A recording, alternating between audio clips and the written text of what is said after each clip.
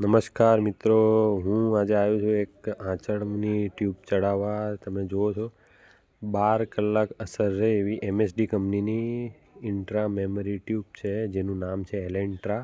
સૌથી સસ્તી અને સારામાં સારી ટ્યુબ છે. આ આંચળ સોજાઈ ગયો છે, અંદરથી ફોદા આવી રહ્યા છે.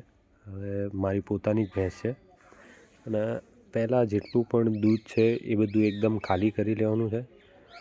ખાલી કર્યા પછી તમારે જે સાથે એન્ટિસેપ્ટિક સ્વેબ આપ્યું છે એ સ્વેબ લઈને પરફેક્ટ સાફ કરી દેવાનું છે, જેનાથી કંઈ પણ આજુબાજુના કીટાણુ કે કંઈ રહે નહીં. એ કર્યા પછી એકદમ પૂરેપૂરું સાફ કરી દઈને પછી અંદર એકદમ ધીરે રહીને તમારે અંદર પિંચ કરી દેવાનું છે.